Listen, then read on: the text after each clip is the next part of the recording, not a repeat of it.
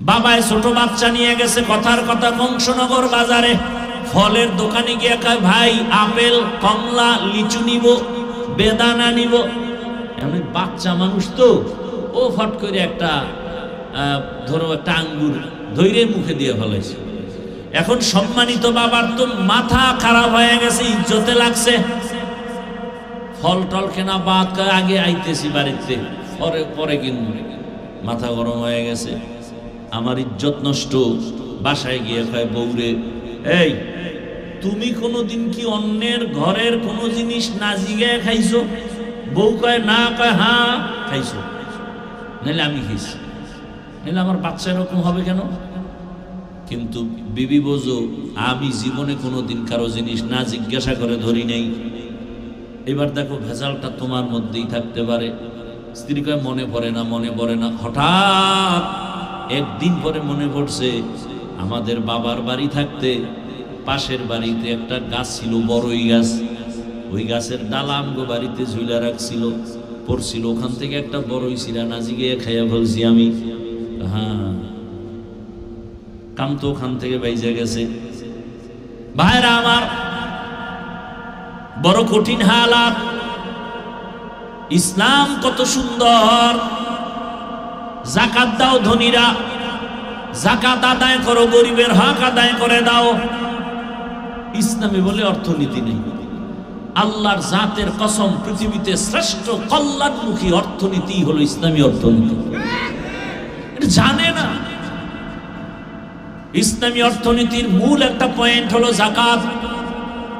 ইসলামী অর্থনীতির এক পয়েন্ট হলো হালাল ব্যবসা। ইসলামী অর্থনীতির এক পয়েন্ট হলো মানুষের কর্জে হাসানা দাও। এলাকার গরিবে বড় লোকের আমার ৫,০০০ টাকা ধার দিবেন, সামনে ঈদ আসতেছে, জামা কাপড় কিনবো, ১ মাস পরে দিব। নাই নাই নাই নাই, বড় লোক নাই। কানে কানে কয় সুদে দিবেন। কয় লাখ নিবি? আছে না না? জিন্দেগি মে বন্দেগি তু করনা হে,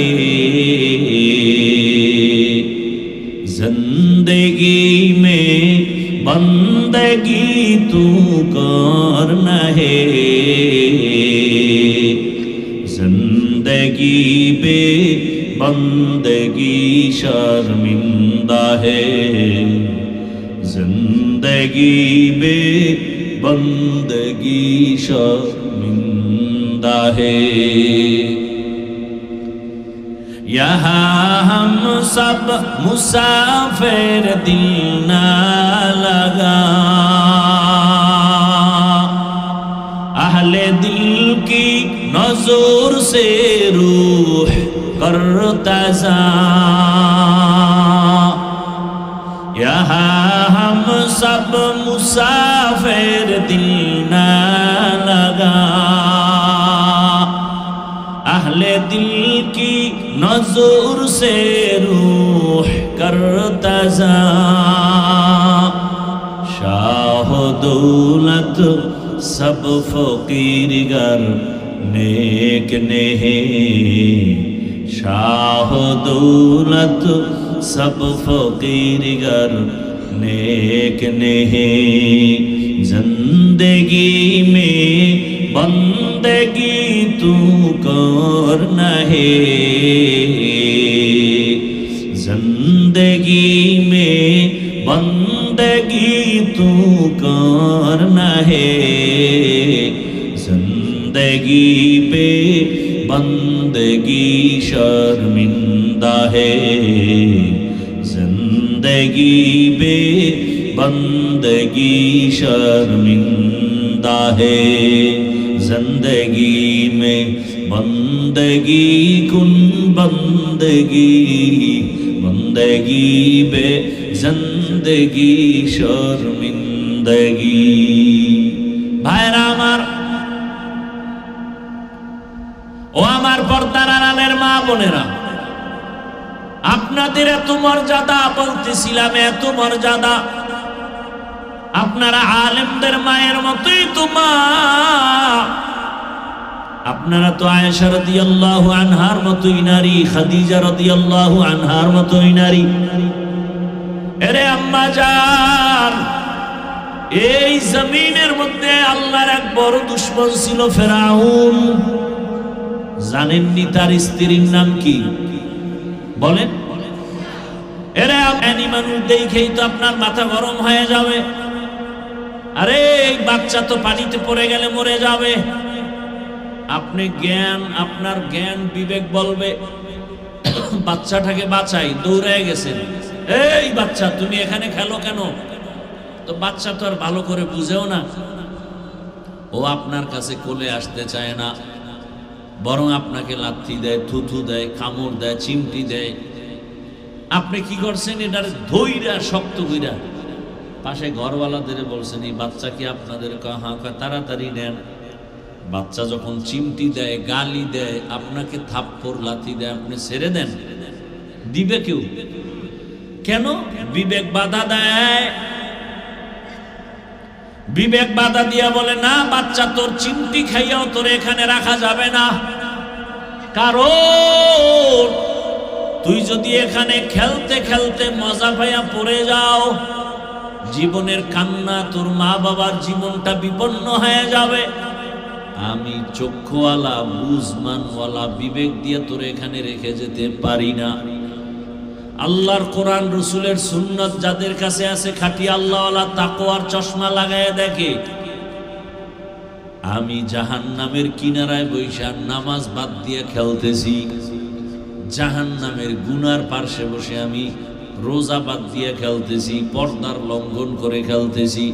কেমন যেন দাড়ি কামাইতে পারলে মজা, টুপি মাথায় না দিতে পারলে মজা, পার্কে পার্কে দৌড়াতে পারলে মজা, মোবাইল চালাইতে পারলে মজা, গালি দিতে পারলে মজা, গীবত করতে পারলে মজা। এই মজায় মজায় মজায় মজায় এখন আর টুপি ভালো লাগে না, নামাজ ভালো লাগে না, রোজা ভালো লাগে না, তেলাওয়াত ভালো লাগে না। এখন কেমন যেন আমার বয়ানও ভালো লাগে না, আলেমের তেলাওয়াতও ভালো লাগে না, আলেম বয়ান করে মজা লাগে না। কেন? দুনিয়ার এই রং তামাশার খেলার মজা। যারা তাকওয়াওয়ালা তারা পাগল হয়ে গেছেন। এই মানুষগুলোকে জাহান্নামের পাশে রেখে যাওয়া যায় না। পাও ধরে ধরে সবাই বলে আপনারা গালি দেন, হুজুর খারাপ, এরপরে ইমাম খারাপ, তারপরও তারা গালির জবাব দেয় না, বরং বিনয়ের সাথে নরম হইয়া কথা বলি, মনে হয় যেন আপনার টাকার কেনা গোলাম। পাও ধরে ধরে বলি ভাই নামাজ ছাড়িয়েন না, পর্দা করেন, মা বাবার খেদমত করেন। একটা গালি দেই না, উঁচু কণ্ঠে কথা বলি না, রাগের ভাষায় বলি না। দুই একটা কথা যদি অজান্তে বের হয় আবার বলি ভাই রাগ করছেন নি, দয়া করে মাফ করেন, আল্লাহর কাছে মুনাজাতে ক্ষমা চাই। এর একটাই মাত্র কারণ, আল্লাহর মহব্বতের বান্দারা চায় না কেউ জাহান্নামের কিনারায় বয়ে খেলবে। কারণ আপনি তো বুঝতেছেন না, আপনি তো মজা পেয়ে গেছেন। আল্লাহ না করুন যখন এই অবস্থায় যদি আজরাইল এসে হাজির হয়, জাহান্নাম ছাড়া কোনো উপায় আপনার হবে না। আল্লাহ কোরআনে বলেছেন ইন্নাল আবরারা লাফি নাঈম ওয়া ইন্নাল ফুজ্জারা লাফি জাহিম। যে নেক আমল করবে তারা জান্নাতের প্রতীক, যারা গুনাহ করবে তারা জাহান্নামের প্রতীক। কে জান্নাতি কে জাহান্নামী বলা যাবে না, তবে কাজের কারণে বলা যাবে জাহান্নামের পথে আছে কে, জান্নাতের পথে আছে কে। ও আমার যুব পর্দার আড়ালের মা বোনেরা, বৃদ্ধ বাবাজিরা, আল্লাহ পশুকে ভালো মন্দ যাচাই করার বিবেক দেন নাই, মানুষকে দান করেছেন। আল্লাহর দেয়া বিবেক দিয়ে একটু চিন্তা করেন।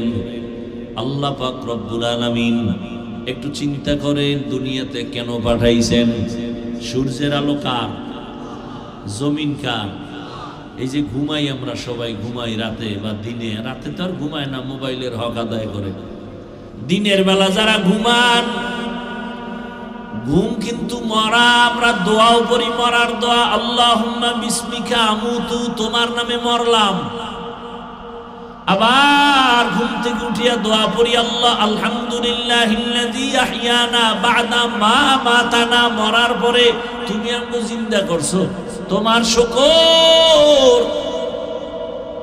ও আল্লাহর বান্দারা, এই ঘুমের মধ্যে মানুষ মরেনি। ও কংসনগর এলাকার যুবক বাবারা, যখন তুমি ঘুমাও মনটা আপনারা একটু যদি প্রশ্ন কর্তা যে ঘুমের মধ্যে যদি আজরাইল এসে হাজির হয়ে যায়, এই চিন্তা করে যদি ঘুমাইতা, কানের মধ্যে গানের তার লাগায় ঘুমাইতে পারতা না। हर के दार खौफे हकदार दिल मदम जन्नतुल मअवा देहत रामकम जुज़बा हक ची जे मखाज इंसुजा फजले कुआ मस्ते दर जुमला जहा। খারাপ লাগতেছে আপনাদের? চোখের সামনে কত লাশ, কত যুবকের জানাজা পড়াইলাম, কবরে রাখলাম। ও আমার কলিজার যুবক, এখন তুমি সুস্থ, কাল কেমন সময় হতে পারো তুমি হসপিটালের রোগী, হতে পারো কবরের বাসিন্দা রে বাবা। হায়াতের কোনো গ্যারান্টি নাই। ইদানিং কালে যত লাশ দেখি বেশিরভাগ যুবক। ও কুমিল্লার মুসলমান, এটা কুমিল্লা জেলা না? কুমিল্লা জেলার একটা থানার নাম বলবো না, ওই থানার একটা যুবক সন্তান দীর্ঘ 8 বছর বিদেশ করে টাকা নিয়ে বাড়ি আসছে, ডুপ্লেক্স একটা দোতলা বিল্ডিং বানাইছে। আগামী শুক্রবার বিল্ডিং উঠবে, মাত্র 2-3 দিন বাকি। ডে নাইট মিস্ত্রি লাগায় দ্রুত কাজ করায়। বিল্ডিং এর পাশে একটা টিনের ঘর, রাতে ওখানে থাকে আর মিস্ত্রি দিয়ে কাজ করায়। শুক্রবার উঠবে, হুজুরদের দাওয়াত দিছে, এলাকার গণ্যমান্য সবাইকে দাওয়াত। ওর 8 বছরের কামাই সব বিল্ডিং এ। মাত্র 2 দিন বাকি, শুক্রবার দোয়া পড়ায় উঠবে। ঠিক ওই সময় ডিসেম্বর মাস একটা তুফান হয়েছিল, চিত্রাং নামের তুফান। কি নামের? চিত্রাং নামের তুফান। ওই টিনের ঘরের ভিতরে একটা চকি, চকির উপরে একটা ছোট বাচ্চা, এর যুবক আর তার স্ত্রী ঘুমানো। ওই তুফান চলছে সারা রাত ব্যাপী পুরা বাংলাদেশে। ওই তুফানে একটা বড় গাছ পইরা পুরা টিনের ঘরে পইরা 3 জনের বুকের মাঝখানে চাপ লাগলো, জায়গায় 3 জন নাই। আর বিল্ডিং পরে রইল, এলাকার মানুষ পর্যন্ত কান্না করেছে। এই যুবক এত সুন্দর ব্যবহার, কারোর সাথে কোনোদিন চোখ গরম করে কথা বলে না। এলাকার মানুষ কান্না করেছে, এই কি মাওলার কুদরত। মেয়েও নাই, স্ত্রীও নাই। কয়েকদিন আগে ফেসবুকের গোলাম বাবারা দেখো নাই, বিদেশ থেকে আসছে টাকা স্বর্ণ নিয়া, এয়ারপোর্টে গেছে পরিবারের সবাই আগায় আনতে। গাড়ির মধ্যে নিয়ে যখন বাড়িতে রওনা, কাছাকাছি যাওয়া মাত্র ড্রাইভার গাড়িটা পানির মধ্যে পড়ে গেছে, বাচ্চাও মারা গেল, স্ত্রী মারা গেল। সাংবাদিকের সামনে এসে কান্না করে, স্বর্ণ আনলাম, টাকা আনলাম, আমার কপাল কেন এত খারাপ। মানুষ বিবাহ করে খাইয়া না খাইয়া পরিবার নিয়ে এক জায়গায় থাকার একটা আনন্দ তাও পাইলাম না। বিদেশে গেলাম টাকা কামাই করার জন্য, আজ আমার কপাল কেন খারাপ। বাড়ির কাছাকাছি আইসা আমার হাতের উপর আমার বাচ্চাটা মরে গেল, আমার স্ত্রী আমার চোখের সামনে চলে গেল। এখন আমি কোথায় যাব? আমার ঘরের আনন্দ আমাকে কে দিবে? আমার বাচ্চাও নাই, ঘর সুন্দর করে সাজানেওয়ালা স্ত্রীও নাই। ও বাবা, গত বছর মাহফিল চলছে, এবারও চলে, আগামীতেও চলবে। হিসাব মিলাও, গত বছর এই প্যান্ডেলে যারা ছিল অনেকেই দুনিয়ায় নাই। কি আগামী বছর বয়ান চলবে, হয়তো এখান থেকে অনেকে বিয়োগ হয়ে যাব। ভাইজান, আমি একটু আগেই বলছি বয়ান আপনারা জানেন, আরো শুনতে পারবেন। আমার কথাগুলো একটু খুব সাদা সিধা কথা, কিন্তু একটু চিন্তা করেন না ভাই। পশুকে আল্লাহ চিন্তা করার মেধা দেন নাই, মানুষকে দিয়েছেন। দুনিয়ার পিছনে তো কম দৌড়াইলেন না, মনের জাল মিটাইয়া দৌড়াইছেন আশা পূরণ করার জন্য। মনে মনে ভাবছেন পার্কে গেলে জানি কি মজা, মনে মনে ভেবে সুরে যুবক দাড়ি কাটার মধ্যে কি মজা, ক্রিকেটারের লাইনে চুল কাটলে কি জানি মজা, মেয়েদের নাচ গান দেখলে কি জানি মজা, সারা রাত মোবাইল চালাইলে কত জানি মজা। এই মজা তো কম নেও নাই, এখনো কি আশা পূরণ হয় নাই রে বাবা? তাহলে আমাকে বলো, তোমার আর কতদিন পার্কে পার্কে দৌড়াইলে আশা পূরণ হবে? তারপরে তুমি তওবা করবা। আর কতদিন মনের আশা পূরণে দাড়ি কাটা লাগবে? তারপরে মনের আশা পূরণ হবে বলো? ও আমার কলিজার যুবক, তোমার মতো যুবক আর কত সারা রাত মোবাইল চালাইলে তোমার আশা পূরণ হবে কতদিন পরে বলো? এবং এই কথাটাও বলো, তোমার হায়াতের বাকি আছে আর কতদিন? আর বাকি কতদিন বলো? এক সপ্তাহ পরে সিঙ্গাপুরে যাবে, ভিসা হয় না হয়ে গেছে। ফুটন্ত গোলাপের মতো চেহারা, কলিজার যুবক, মাত্র এক সপ্তাহ পরে ফ্লাইট টিকিট কাটাও শেষ। এখন সবার সাথে একটু আনন্দ কথা বলে চলে যাব। সকাল 8টার সময় এক বাড়ির সামনে বন্ধু এসে টেলিফোন করছে, চল একটু চা পান করে আসি, চল। ছেলেটা বলে ঠিক আছে, মাকে বলে মা চললাম। কই যাও? কয় আমার বন্ধু ডাকছে, একটু ঘুরে আসি চায়ের দোকানে। কয় 1 ঘন্টার মধ্যে চলে আসিস। বলে ঠিক আছে। যুবকদের মরণস্ত্র 2টা। কয়টা? এক মরণস্ত্র দৃশ্যমান আর একটা অদৃশ্যমান। প্রত্যেকটা যুবক চায় অনেক দিন হায়াত পাবো, কিন্তু অস্ত্র নিয়ে ঘুরে দ্রুত মরার নাম হলো বাইক। বলে গেলাম, হেদায়েত তো আল্লাহর হাতে, মানবা কিনা জানি না, বলে গেলাম। বাঁচতে চাও, অনেক দিন হায়াত পেতে চাও, কিন্তু এমন অস্ত্র নিয়ে দৌড়াও, বাইক নিয়ে যে দ্রুত মরে যাওয়া কোনো গ্যারান্টি নাই। থাকতে চাও সুস্থ, কিন্তু অসুস্থতার মেডিসিন হাতের মধ্যে নিয়ে অল টাইম দেখতেছো, চোখের পাওয়ার যাইতেছে, খবর নেই। এই মোবাইল করে কান নষ্ট হচ্ছে, খবর নেই, একজনেরও খবর নেই। কানের ক্ষমতা দুর্বলতা হইতেছে, কিডনি, হার্ট, চরিত্র তো নাই। ওই যেই পরিমাণ গুনাহ করো, ঘুম থেকে উঠে দেখা দরকার ছিল চেহারা বানর হয়ে গেছে, সুগার হয়ে গেছে। একমাত্র আখিরি নবীর উম্মত হওয়ার বরকতে আল্লাহ চেহারা পরিবর্তন করেন নাই। বেয়াদবি ক্ষমা চাইরে যুবক বাবা, তোমার এই ফুটন্ত গোলাপের জিন্দগিটাকে বরবাদ কেন করো বলো? কি স্বার্থে করো বলো? একটা মেয়েকে পাওয়ার জন্য তুমি কত রাস্তায় ঘুরলা, কাউকে মেরেও ফেলছে, কিন্তু শেষ ফল কি? জেলখানায় দুটোটা যা, শেষ পর্যন্ত ফাঁসি। ওই যুবক ঘরে আছে, বাইক নিয়ে বের হয়ে গেছে, বন্ধু ডাকছে চায়ের দোকানে চলে আসবো।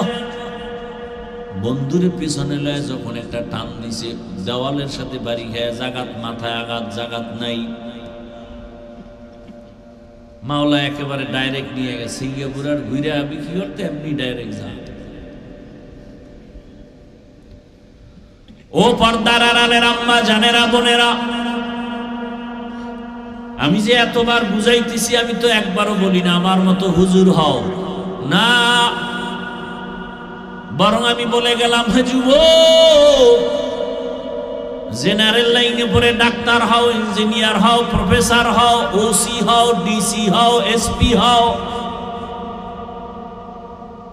কোনো বাধা নাই।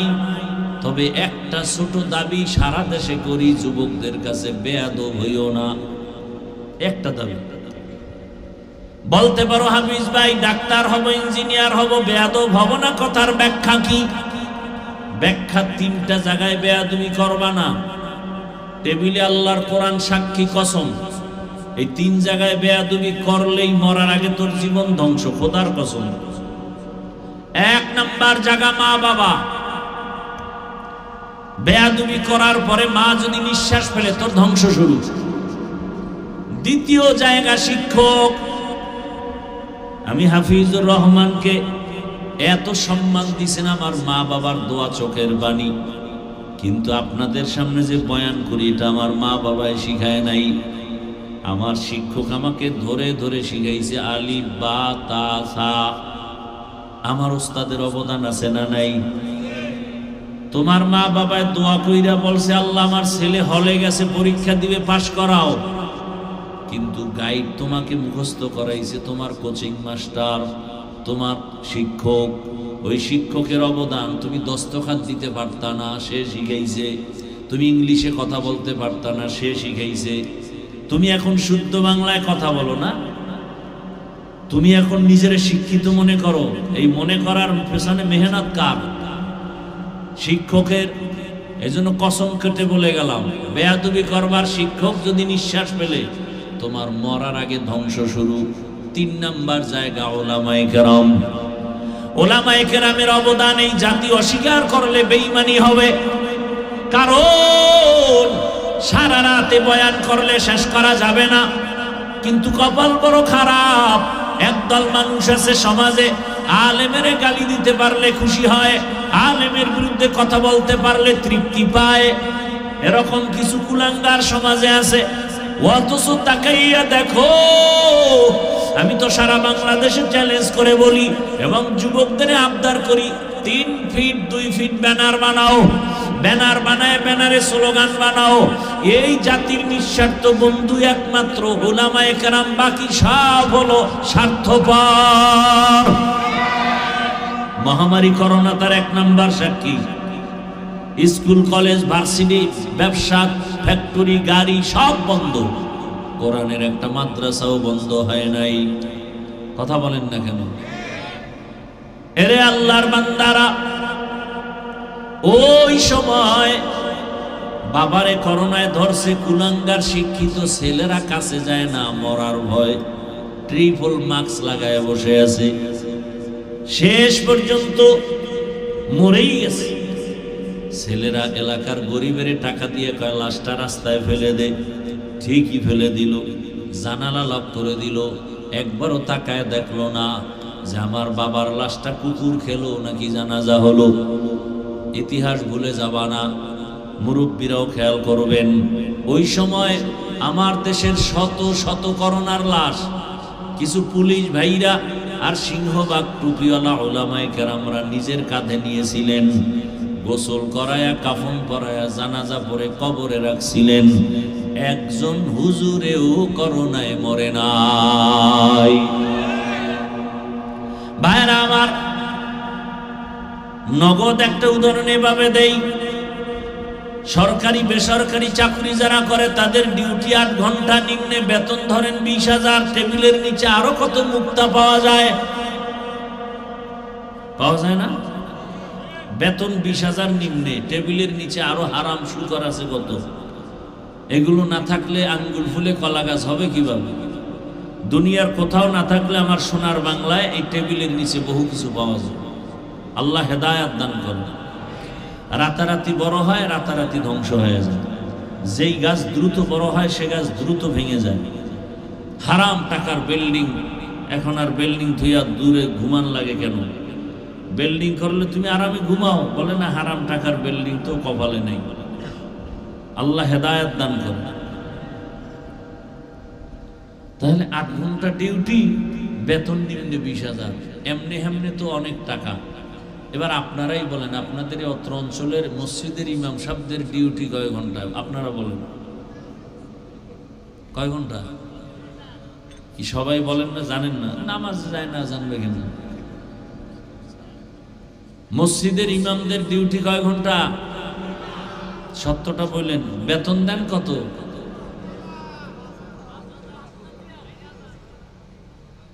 বলেন তো, এর থেকে জুলুম দুনিয়াতে আর কি হতে পারে? বিবেক দিয়ে একটু চিন্তা করেন তো। এরপরও কি হুজুর কোনোদিন গালি দিছে? জুমায় বলছে 30,000 বেতন না করলে আসরের পর থেকে এই সূরাগুলো উল্টো পড়ুন নামাজে, বলছে কেউ? এরপরে আবার 24 ঘন্টা রাখে কি? রিমান্ড চলে, রিমান্ড। জোহরের নামাজ ইমাম সাহেব নাই, আসরের সময় রিক্সাওয়ালা কয় গেছিলেন কই?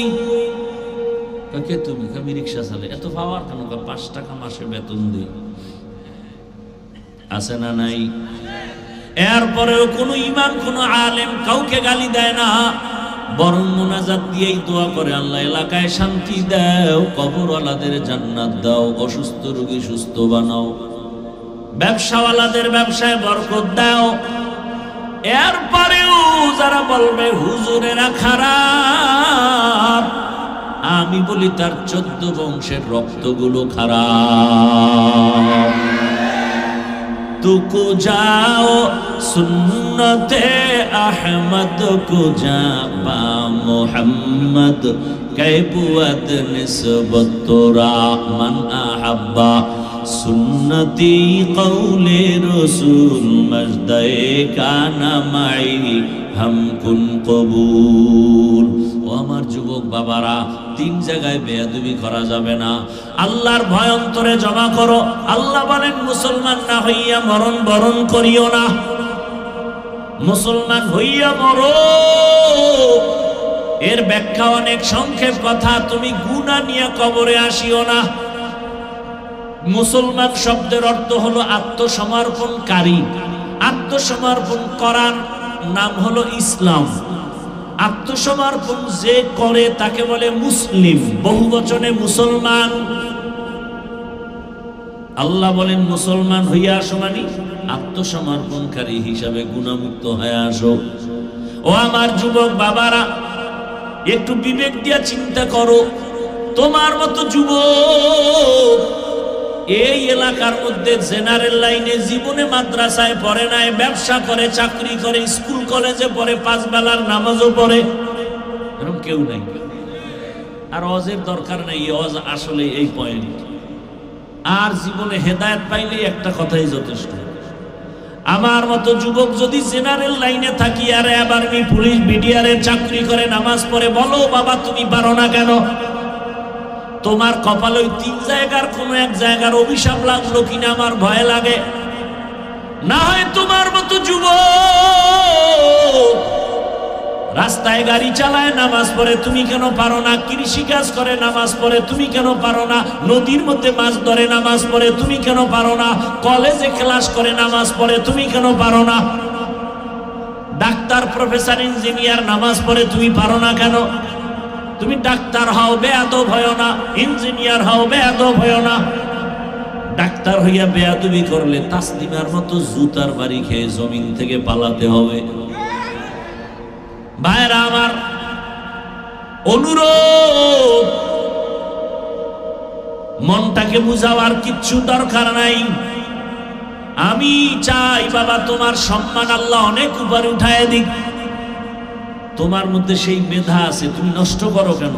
একটা যুবকের মেধা দিয়া পুরা দেশ চালানো সম্ভব, কিন্তু সেই মেধা নষ্ট করো কেন বাবা? লেখাপড়া করে, গবেষণা করে একটা জায়গায় যাও, ডাক্তার হলেও যেন পুরা দেশবাসী তোমাকে চিনে।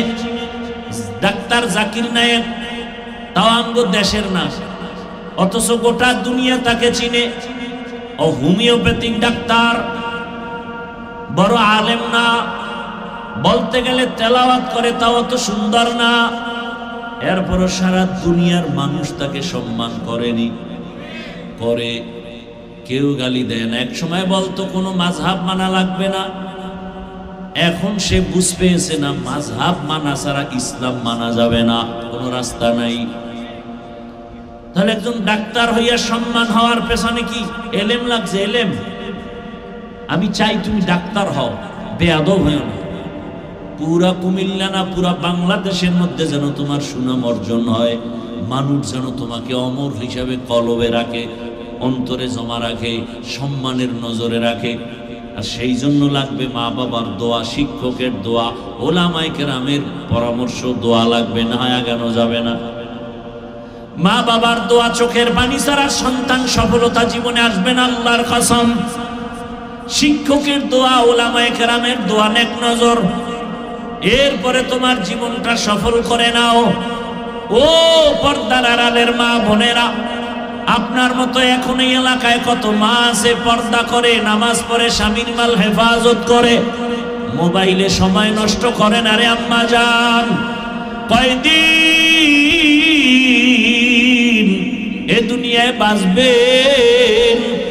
এই দুনিয়াতে আল্লাহ তাআলা আপনাদের এত সম্মান দান করেছেন, আপনারা নবীদের মায়ের মতো মা, সাহাবায়ে কেরামদের মায়ের মতো মা। এই মোনাজাত দিয়ে দেব, হ্যাঁ? আমার এত তো ধাক্কা ধাক্কি নেই, ঠেকা নাই যে বয়ান করতেই হইবে জোর কইরা।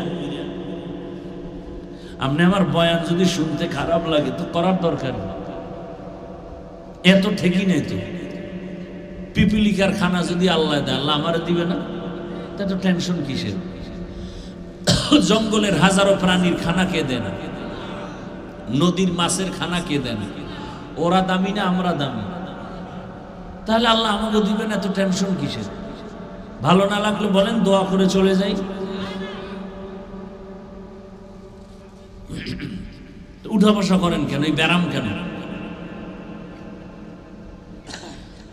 ব্যারাম না, আসলে ওই যে শুরুতে একটু বলছিলাম না, কপাল। আবু জাহিল আর ওমরের কথা বলছি। এটা এমন একটা জায়গা, বিছনাটা থার্ড ক্লাসের বিছনা, নরমাল, এর থেকে দুনিয়াতে নরমাল বিছানা নাই। কিন্তু এটার দাম কত? রসুল বলেন আল্লাহ এইরকম একটা মজলিস আরশে আজিমে ফেরেশতা দিয়ে মিলাই ফেলছে, এবং ওখানে আমাদের গুণগান বলতেছেন। শেষ ফলে আল্লাহ ঘোষণা দিচ্ছেন এই প্যান্ডেলে যারা বসছে ওদের সব গুনাহ মাফ। এই জন্য আমি প্রায় বলি, এ সমস্ত জায়গা যদিও থার্ড ক্লাসের বিছানা, যেখানে আসতে কপাল লাগে, কপাল, এখানে বসতে কপাল লাগে, মোনাজাত দিয়ে যাইতে কপাল লাগে, সবার কপালে হয় না। শুরুতেই বলছিলাম, পুলিশে মারে কাঁদে না, কোরআনের বাগানে বয়ান শুনে মানুষের চোখে পানি, ওরে মারে কে? ও কাঁদে কেন?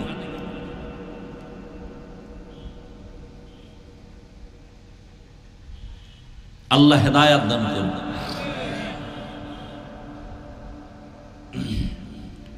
ভাইরা আমার কথা উল্টা পাল্টা হইতেছে মনে হয় না? যদি উল্টা পাল্টা মনে করতে আয়াত দিয়ে দেবেন যে আপনি এত এই 5টা আয়াতের ব্যাখ্যা করবেন, এই সূরার ব্যাখ্যা করবেন। তো 10 জন বক্তা 10টা, 10 দুগুণে 100 আয়াতের ব্যাখ্যা হয়ে যাবে আলাদা আলাদা। মানুষ কোরআনও শুনলো, বয়ানও শুনলো। কিন্তু সাধারণ কিছু চালাক মানুষ আছে, ওদের অন্তর হলো খারাপ। ওরা মনে করে কি তাফসীর করলে বুঝি আমগো বিরুদ্ধে যাবে না।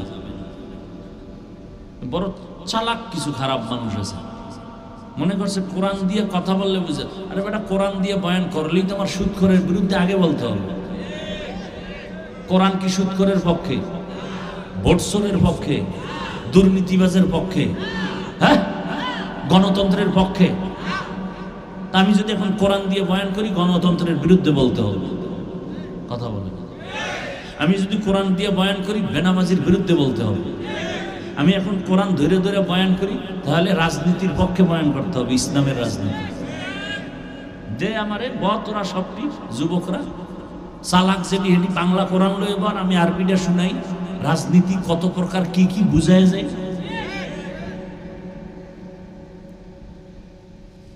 এই পথে আসছি, সার্টিফিকেট পাবো না জানি, তুমি আমাকে ভয় দেখাও কেন? এই পথে আসার আগে ভাবছি এই টুপির কারণে, দাড়ির কারণে শত হাজার আলেম ফাঁসির মঞ্চে গেছে, যাই না শুনে এই পথে ঢুকছি, তুমি আমাকে ভয় দেখায় লাভ কি?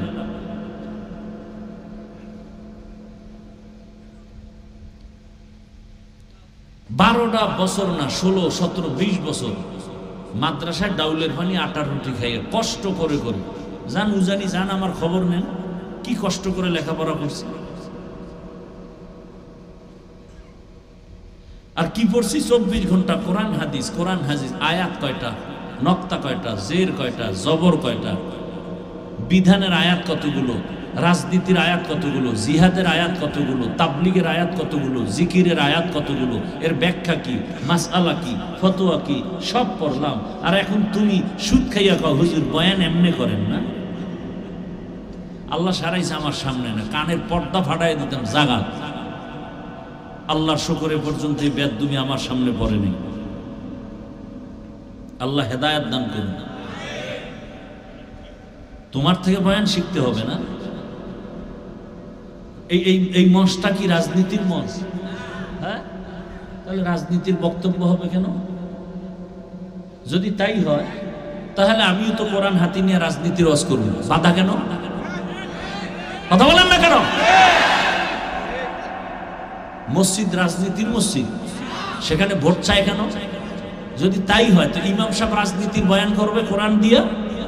কারণ পৃথিবীতে শ্রেষ্ঠ রাজনীতি ইসলামী রাজনীতি, পবিত্র রাজনীতি ইসলামী রাজনীতি।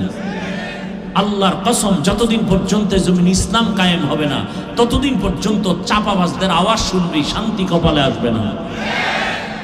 কসম আল্লাহ,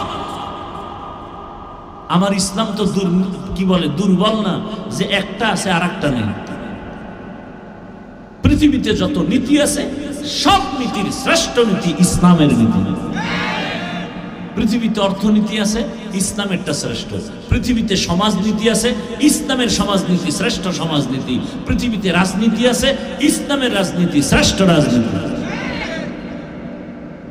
সুলাইমান নবী গোটা দুনিয়া পরিচালনা করছেন। বলেন, যারা কোরআন বুঝেন না, স্বাভাবিক বুঝেন, করছেননি, জানছেন, কোনোদিন শুনছেন? এই ঘটনা কোরআনে আছে।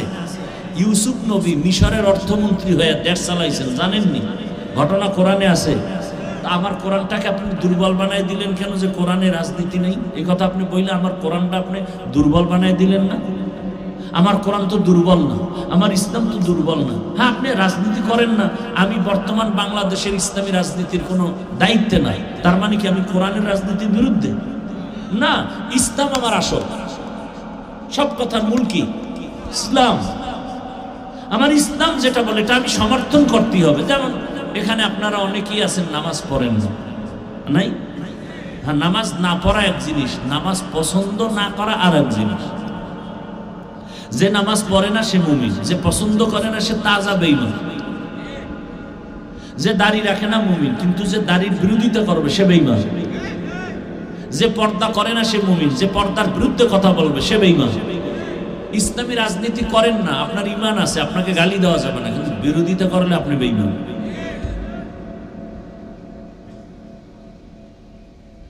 আল্লাহ বুঝার তৌফিক দান করুন।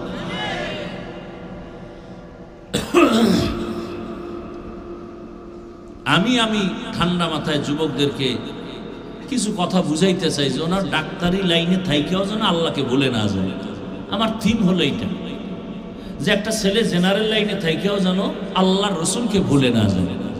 আমার দেশে হুজুরের অভাব নাই, আরে মাওলানা, মুফতি, মুহাদ্দিস অভাব নেই। আমার এখন দেশে বহুত ডাক্তার দরকার, ইঞ্জিনিয়ার দরকার, আদবওয়ালা, আদর্শওয়ালা, ডিসি দরকার, এসপি দরকার, ওসি দরকার।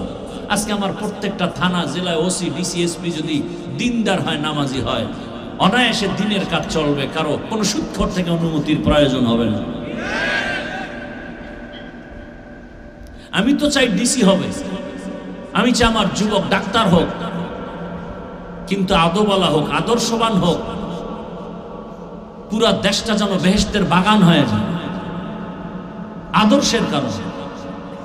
আমি এটা চাই, আর সেই থিম নিয়ে বয়ান করতেছি। নাচতে না জানলে উঠান বাঁকানা। তুমি কি বয়ান চাও আমাকে লিখে দাও, আমি সেই বয়ান করব। কোন লাইনে চাও বিষয় দিয়ে দাও, না হয় আয়াত দিয়ে দাও।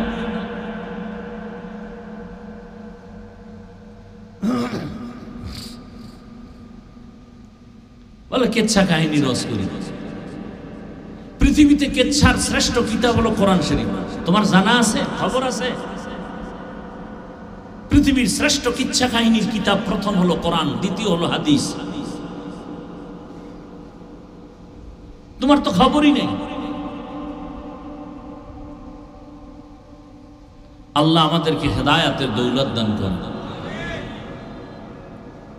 সম্মান দেয়ার মালিককে আল্লাহ। আল্লাহ যাকে দিবে সম্মান স্থায়ী।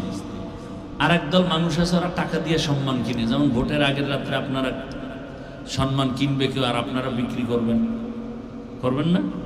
যে আমার কবরওয়ালা বাপ মার গোষ্ঠী শুদ্ধ সম্মান দিয়ে দিলাম, ভোর রাত্রে টাকার বস্তা পাঠাবি, ওই টাইমটা বরকতের টাইম।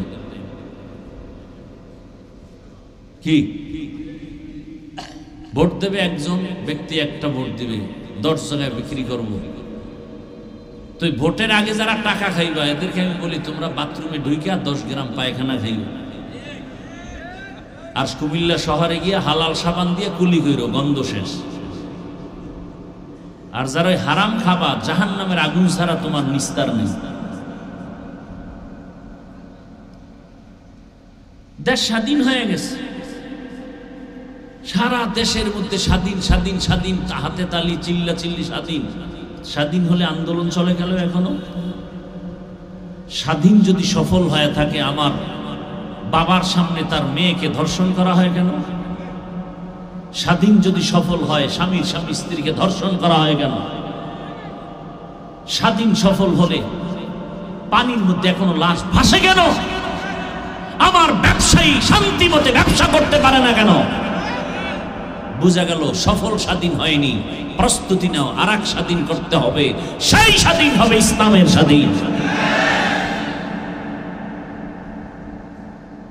আরে কথা সত্য, কসম আল্লাহ, শান্তি ইসলাম ছাড়া কোনোদিন কেউ দিতে পারবে না, পারে নাই। ইসলাম কি বলে দেখেন তো, ইসলাম কি বলে? একজনের সাথে দেখা হলেই কি দাও? সালাম মানি, শান্তি, সালাম মানি। তাহলে আমি বললাম আসসালামু আলাইকুম, অর্থ কি? তোমার উপরে শান্তি বর্ষিত হোক। সেও কি বলল? ওয়ালাইকুম আসসালাম, আপনার উপরে শান্তি বর্ষিত হোক। দুই দিক থেকে যখন শান্তির দোয়া চলে, মাঝখানেও শান্তি নাই। ইসলাম কি বলে? এই বড়রা, ছোটদেরকে মায়ার নজরে দেখো। ও ছোটরা, বড়দেরকে সম্মানের নজরে দেখো। আল্লাহর কসম, আমার দেশের সব বড়রা যদি ছোটদেরকে মায়ার নজরে দেখে, বাংলাদেশে একজন বড়রাও ছোটদের উপরে জুলুম করবে না। করবে? এই মায়ার নজর থাকলে জুলুম করবে। আবার ছোটরা যদি বড়দেরকে সম্মান করে, কোনোদিন বেয়াদবি করবে না। শান্তি। ইসলাম বলে কর্মচারী কাজ করে, ঘাম ঝরার আগে বেতন দাও। আর শ্রমিক দিবস পালন করা লাগবে। আমাদের দেশে মে দিবস পালন হয়, 1 মে শ্রমিক দিবস, অথচ শ্রমিকের অধিকার এখনো ঠিক মতো পায় না। ইসলামে এত শান্তি। গালি দেওয়া যাবে না, ইসলাম। গীবত করা যাবে না, ইসলাম। মিথ্যা কথা বলা যাবে না, এর নাম ইসলাম। কারো হক নষ্ট করা যাবে না, কারো উপরে জুলুম করা যাবে না। ইসলাম কত সুন্দর। কারো একটু জিনিস না জিগে ধরাও যাবে না, ইসলাম। বাবায় ছোট বাচ্চা নিয়ে গেছে, কথার কথা বংশনগর বাজারে। ফলের দোকানে গিয়ে কয়, ভাই আপেল, কমলা, লিচু নিব, বেদানা নিব। এমনি বাচ্চা মানুষ তো, ও ফট করে একটা ধরো একটা আঙ্গুর ধৈর্য মুখে দিয়ে ফেলেছে। এখন সম্মানিত বাবার তো মাথা খারাপ হয়ে গেছে, ইজ্জতে লাগছে। ফল টল কেনা বাদ, আগে আইতেছি বাড়িতে, পরে কিনবো। মাথা গরম হয়ে গেছে, আমার ইজ্জত নষ্ট। বাসায় গিয়ে কয় বউরে, এই তুমি কোনোদিন কি অন্যের ঘরের কোনো জিনিস না জিগে খাইছো? বউ কয় না, কয় হ্যাঁ খাইছো। নাহলে আমি খাইছি, নাহলে আমার বাচ্চা এরকম হবে কেন? কিন্তু বিবি বোঝো, আমি জীবনে কোনোদিন কারো জিনিস না জিজ্ঞাসা করে ধরি নাই। এবার দেখো ভেজালটা তোমার মধ্যেই থাকতে পারে। স্ত্রী কয় মনে পড়ে না, মনে পড়ে না। হঠাৎ একদিন পরে মনে পড়ছে, আমাদের বাবার বাড়ি থাকতে পাশের বাড়িতে একটা গাছ ছিল, বড়ই গাছ। ওই গাছের ডালা আমগো বাড়িতে ঝুলা রাখছিল, পড়ছিল। ওখান থেকে একটা বড়ই ছিল, নাজি গিয়ে খাইয়া ফেলছি আমি। হ্যাঁ, কাম তো ওখান থেকে বাইজে গেছে। ভাইরা আমার, বড় কঠিন হালাত। ইসলাম কত সুন্দর। যাকাত দাও ধনীরা, যাকাত আদায় করো, গরিবের হক আদায় করে দাও। ইসলামে বলে অর্থনীতি নেই। আল্লাহর জাতের কসম, পৃথিবীতে শ্রেষ্ঠ কল্যাণমুখী অর্থনীতি হলো ইসলামী অর্থনীতি। এটা জানে না। ইসলামী অর্থনীতির মূল একটা পয়েন্ট হলো যাকাত। ইসলামী অর্থনীতির এক পয়েন্ট হলো হালাল ব্যবসা। ইসলামী অর্থনীতির এক পয়েন্ট হলো মানুষের কর্জে হাসানা দাও। এলাকার গরিবে বড় লোকের আমার 5,000 টাকা ধার দিবেন, সামনে ঈদ আসতেছে, জামা কাপড় কিনবো, 1 মাস পরে দিব। নাই নাই নাই নাই, বড় লোক নাই। কানে কানে কয় সুদে দিবেন। কয় লাখ নিবি? আছে না না? জিন্দেগি মে বন্দেগি তু করনা হে, जिंदगी में बंदगी तू करना है, जिंदगी बे बंदगी शर्मिंदा है, जिंदगी बे बंदगी शर्मिंदा है। यहाँ हम सब मुसाफिर दिल ना लगा, अहले दिल की नजर से रूह करता जा। यहाँ हम सब मुसाफिर दिल ना लगा, अहले दिल की नजर से रूह करता जा। शाह दौलत सब फकीर गर नेक नहीं, शाह दौलत सब फकीर गर नेक नहीं, जिंदगी में बंदगी तू करना है, जिंदगी में बंदगी तू करना है, जिंदगी पे बंदगी शर्मिंदा है, जिंदगी पे बंदगी शर्मिंदा है, जिंदगी में बंदगी कुन बंदगी, बंदगी बे जिंदगी शर्मिंदगी। भाईरा आमार ও আমার পর্দার আড়ালের মা বোনেরা, আপনাদের এত মর্যাদা, বলতেছিলাম এত মর্যাদা, আপনারা আলেমদের মায়ের মতোই তো মা। আপনারা তো আয়েশা রাদিয়াল্লাহু আনহার মতোই নারী, খাদিজা রাদিয়াল্লাহু আনহার মতোই নারী। এরে আম্মা জান, এই জমিনের মধ্যে আল্লাহর এক বড় দুশমন ছিল ফেরাউন। জানেননি তার স্ত্রীর নাম কি? বলেন। এরে আম্মা জান, এত বড় বেঈমান ফেরাউন, ও ঘরে আসিয়া কত বড় দামি। আল্লাহর নবী বলেন কিয়ামতের দিন জান্নাতে আসিয়ার সাথে আমার সাথে বিবাহ হয়ে যাবে। সুবহানাল্লাহ। না কিয়ামতের ময়দানে মানুষগুলো বেকারার হয়ে যাবে, নবীদের কান্নার আওয়াজ, সূর্যের গরম। ওই সময় জান্নাতের 8টা দরজা খুলিয়া 4 জন নারীকে বারবার ফেরেশতারা ডাকবে, হিসাব লাগবে না, আসো। কয়জন? এর মধ্যে একজন হবে ফেরাউনের স্ত্রী আসিয়া। রহমতের নবী বলেন কিয়ামতের ময়দানে জান্নাতে আমার সাথে আসিয়ার বিয়া হয়ে যাবে। কত বড় বেঈমান ফেরাউনের ঘরে থেকে আসিয়া আমার আল্লাহকে কেমন ভাবে রাজি করায় নিলেন। এরে আম্মা জান, আপনার স্বামী তো ফেরাউনের মতো খারাপ না। আপনি নামাজ পড়লে তো বাধা দেয় না, পর্দা করলে বাধা দেয় না, বরং কত স্বামী নিজে নামাজ না পড়লেও প্রশংসা করে আমার স্ত্রী বড় ভালো নামাজি। ও আম্মা জান, এখনো কি তওবা করবেন না? দুনিয়া কিছুই না, চলে যাবেন তো একদিন, বিদায় হবেন, কেউ নাম নিবে না। তবে ভালো একটা আদর্শবান সন্তান যদি রেখে যেতে পারেন, জীবনটা ধন্য হয়ে যাবে।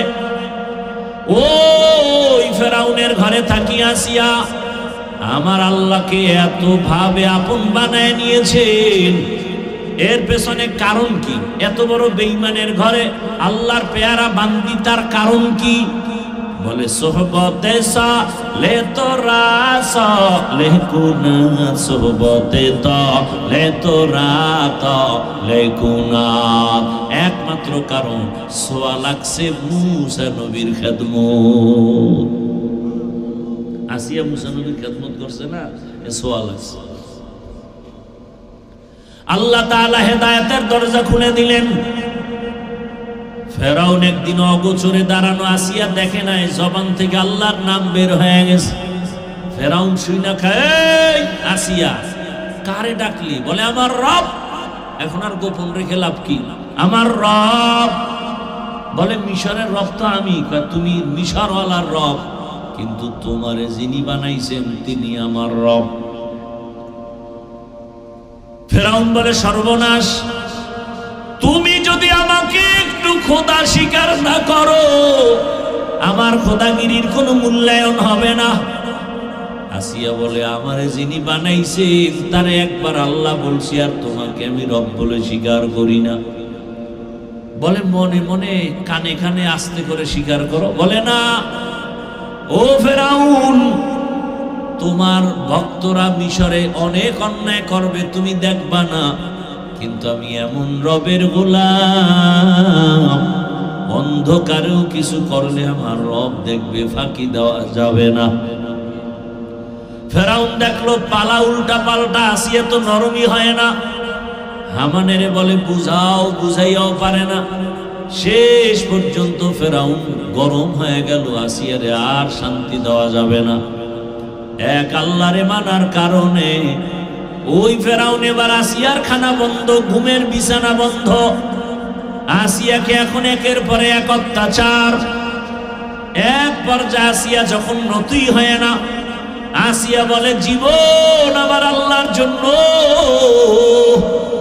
আমি মরে গেল আমার কালেমা রশি গলায় লাগাইয়াই মরে যাব। ফেরাউন কয় আসিয়া শেষ চান্স দিলাম, না মানলে তোমার শুলিবিদ্ধ হবে, ফাঁসি হবে। আসিয়া বলে ফাঁসির মঞ্চে যাব, টেনশন নাই। শেষ পর্যন্ত তাই হলো, ফাঁসির তারিখ হয়ে গেল। মিশরের ময়দানে কোটি মানুষের ভিড়, ফেরাউনের স্ত্রীর ফাঁসি হবে। আসিয়াকে যখন রশি লাগায় বেঁধে নেওয়া হয়, আসিয়া চোখের পানি ছেড়ে কান্না করে। ও পর্দার আড়ালের আম্মা জানেরা খেয়াল করেন, ও আমার যুবক বাবারা, কয়দিন আর দুনিয়ার রং তামাশায় ঘুরবা, জীবনে তো কম ঘুরলা না, নামাজ কম সারলা না, বেপরদায় কম চললা না, মোবাইলে গুনাহ কম করো নাই, এখনো কি তওবা করবা না? আল্লাহর কোরআনটা কি মিথ্যা মনে করেছো? নবীর কথা কি মিথ্যা মনে করেছো রে বাবা? কই তোমার চোখের সামনে আমরা নবীর আদর্শ মানিয়া চলার কারণে না খাইয়া তো কেউ আমরা মরি নাই, সম্মান কমে নাই, ইজ্জত কমে নাই। ও যুবক, আল্লাহ পাক ইজ্জতের মালিক, হায়াতের মালিক, রিজিকের মালিক। আসিয়া কান্না করে। ফাঁসির মঞ্চে যখন নেওয়া হয়, হঠাৎ তাকায়া দেখি রাস্তা দিয়া পয়গম্বর মুসা নবী হেঁটে যায়। আসিয়া ডাক দিয়া কয় জামানার নবী, আপনি জানেননি আমার কি হালাত? মুসা নবী বলে হ্যাঁ জানি। বলে এখন আমার ফাঁসি হয়ে যাবে, দোয়া করবেন। তবে আর একটা কথা জানতে চাই, আপনি যে বারবার আল্লাহর কাছে কথা বলতে যান, একটু বলেন আমার আল্লাহ এই মুহূর্তে আমার উপরে খুশি না বেজার? মুসা নবী বলে আসিয়া তোমার উপর আমার আল্লাহ বড় খুশি হয়ে গেছে। এই কথা শুই না আসিয়া একটা চিৎকার দিয়া আসমানে দুইটা হাত উঠাইয়া এইভাবে বলতেছে কোরআনের আয়াত, ক্বালাত রব্বি ইবনিলি ইনদাকা বাইতান ফিল জান্নাহ। আল্লাহর কাছে বলে হে মালিক, এত বড় ক্ষমতাওয়ালার ঘরে থাইকাও খানা খাইতে পারি নাই, ঘুমানোর জায়গা আমারে দেয় নাই। ও আল্লাহ, তোমার কাছে বিদায় বেলা একটা দাবি, দুনিয়ার বাড়ি চাই না, গাড়ি চাই না, খানা চাই না, জান্নাতের মধ্যে তোমার পাশে একটা ঘর বানাইয়া দিও, একটা ঘর জান্নাতে বানায়া দাও। আসিয়া কথা বলিয়া কান্না করিয়া মুনাজাত দিয়া ফাঁসির মঞ্চে যাবে। হঠাৎ করে আসমানে তাকাইয়া আসিয়ার কান্না বন্ধ, এখন হাসতেছে। ফেরাউন বলে, আসিয়া এত কঠিন মুহূর্তে তুমি হাসো কেন? এতক্ষণ কান্না করেছো। আসিয়া ডাক দিয়া কয়, ফেরাউন তুমি জানো না, তুমি দেখো না, আমি আল্লাহর মোহাব্বতে ধৈর্য ধারণ করার কারণে তুমি আমারে খানা দাও নাই, ঘুমানোর মতো আমারে বিছানা পর্যন্ত দাও নাই, দুনিয়ার এমন কোনো কষ্ট নাই যে আমাকে দাও নাই, আমারে পানি পর্যন্ত পান করতে দাও নাই। আমি আমার মালিকের কাছে কিছু চাইছি, আমার মালিক সাথে সাথে দিয়ে দিছেন। বলে কি দিছে? বলে আমি মালিকের কাছে চাইছি জান্নাতে, রবের পাশে একটা জান্নাতে ঘর দিবে। আমি এই ঘরটা এখনো তাকায় দেখতেছি, ছবি দেখা যায় সে জান্নাতের। আর আমারে খানার কষ্ট দিছো, লক্ষ লক্ষ ফেরেশতা আসমানে অপেক্ষায় আছে, রবের মোলাকাতে আমাকে নিয়ে যাবেন, স্বাগতম দেওয়ার জন্য অপেক্ষায়। ওই জান্নাত দেখে মনটা ভরে গেছে, আমি ওই খুশিতে আমি এখন হাসতেছি। আসিয়া ফাঁসির মঞ্চে গিয়া হাসতে হাসতে জীবনটা দিয়ে দিল। ও পর্দার আড়ালের আম্মা জানেরা, ও বৃদ্ধ বাবাজিরা, যুবক বাবারা, কয়দিন আর দুনিয়া কিছুই না, চোখের সামনে সব মিথ্যারে বাবা। আজকে এখানে বয়ান করতেছি, বয়ান শুনতেছি, কালকে যদি তুমি ঘুমের থেকে উঠার সময় আর উঠতেই না পারো, মা যদি ডাক দিয়ে দেখে সন্তান সাড়া দেয় না, শরীরে টাচ করে দেখবে পুরা শরীরটা বরফ আর শক্ত, মায়ের বুঝতে আর বাকি নেই, একটা চিৎকার দিয়া বলবে, তোরা কে কোথায় আছো, আয়, আমার বাবায় নাই, আমারে মা বলিয়া ডাক দেওয়ার বাবায় নাই। চুমু খাবে আর বলবে, আসো, আমারে আর কে আম্মু বলে ডাকবে, এখন আমি বড় একা। বাবায় টেলিফোন করবে, ইমাম সাহেব কোথাও যাবেন না, আমার ছেলে মরে গেছে, তাড়াতাড়ি জানাজা হবে। কাউরে বলবে বাজারে যাও কাফন কেনার জন্য। এ যুবক, তুমি তাকায় দেখবা গায়ের গেঞ্জিটা সবাই বেলেট দিয়া কেটে রাখবে, হাতের ঘড়িটা আর একজনে দিয়া বলবে ঘড়ি হাফিজুর রহমানের নাই, ঘড়ি এখন আমার। তোমার আপন বন্ধুটা মোবাইলের নাম্বার ডিলিট করে বলবে আবার বন্ধুও নাই, নাম্বার রেখেও লাভ নাই। কার পিছনে ঘুইরা ঘুইরা দাড়ি কাটছো, কার পেছনে কি পাওয়ার আশায় গিয়া গিয়া আজকে নামাজ ছাড়ছো? ওরে যার পিছনে ঘুরিয়া আমার মাওলারে ভুলিয়া গেছো, দেখো সে তোমার কতক্ষণ আপন। স্বার্থে আঘাত লাগলে দেখবা ছুরিটা তোমার গলায় লাগাইতে দেরি করবে না। এখন তো শত্রু লাগে না কাউকে মারার জন্য, বরং দলের লোক দলের মানুষের মেরে ফেলে, বন্ধু বন্ধুকে হত্যা করে ফেলে। ও আমার যুবক বাবা, ও মা বোনেরা, বৃদ্ধ বাবাজিরা, কার পিছনে ঘুরিয়া কি পাওয়ার আশায় নামাজ ছাড়লেন, টুপি ছাড়লেন, ইসলাম ছেড়ে দিলেন, নবীর আদর্শ ছাড়লেন। এখনো পায়ে হাত রেখে বলি, জাহান্নামের ভয় তওবা করেন, মনে মনে আল্লাহকে ডাকেন, হে মালিক, জীবনে তো গুনাহ কম করি নাই, আমার গুনার খবর আমার মা বাবা ভাই বোন কেউ জানে না, জানলে তো আমারে সম্মানের মোহাব্বতের নজরে দেখতো না। ও আল্লাহ, আপনি কত দয়ার মালিক, এত গুনাহ করার পরেও আপনি জানেন, দেখছেন, এরপর রাগ করে পানি বন্ধ করেন নাই, খানা বন্ধ করেন নাই, সম্মানের জায়গা থেকে ফেলে দেন নাই। আজকে তওবার নিয়ত করলাম, আর নামাজ ছাড়বো না, আর দাড়ি কাটবো না, বেপরদায় চলবো না। মা বাবার দোয়া নিয়া, শিক্ষকের দোয়া নিয়া, উলামায়ে কেরামের দোয়া পরামর্শ নিয়া নবীজির আদর্শ মেনে চলবো। তওবা করার মতো যদি কারো অন্তর তৈরি হয়, মুনাফিকি যদি অন্তরে না থাকে, খাঁটি তওবার নিয়ত যাদের আছে, দুটো হাত আমার আল্লাহকে দেখাইয়া দাও। আয় আল্লাহ, হাতগুলো কবুল করে নেন, তওবা কবুল করে নেন, তওবার উপরে মজবুত হইয়া চলার তৌফিক দান করেন, আমিন। আলহামদুলিল্লাহি রাব্বিল আলামিন, ওয়াসসালাতু ওয়াসসালামু আলা সাইয়্যিদিল আমবিয়াই ওয়াল মুরসালিন ওয়া আলা আলিহি ওয়া আসহাবিহি আজমাইন। ইয়া আরহামার রাহিমিন।